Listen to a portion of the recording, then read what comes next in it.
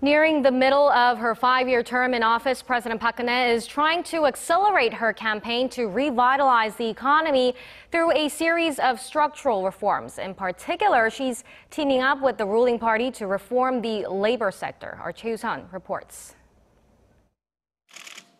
Listing the 4 major areas that will be subject to reform, the public sector, labor, finance, and education, President Park Geun at Tuesday's cabinet meeting said that without the reforms, the next generation will end up carrying a huge financial burden. She also emphasized that public support will be essential to the success of her reform drive. 개혁이 왜 필요한지, 개혁의 결과 무엇이 좋아지는지 그것을 잘 알려서 국민들께서 자발적으로 개혁에 동참하도록 해야 합니다. The president then directed the focus to the roughly 1 million university graduates who are struggling to find jobs, saying Korea's growth depends on young people finding high-quality jobs. She then urged labor, management, and the government to think about the country's young people and to resume labor reform negotiations that have been suspended since April.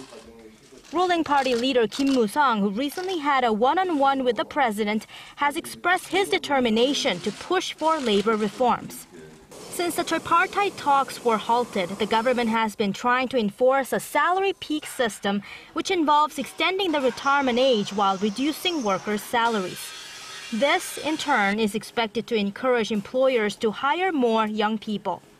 Labor unions and the main opposition party oppose the system, saying it will not effectively resolve the high youth unemployment rate. Party leader Moon Jae-in has said without public consent, the government's plan will further aggravate conflict between labor and management. The two opposing sides are adamant about their positions on the salary peak system and some other contentious issues. That is sure to turn up the heat on President Park's reform campaign, which is expected to become a political hot potato in the latter half of the year. Choi You, Arirang News.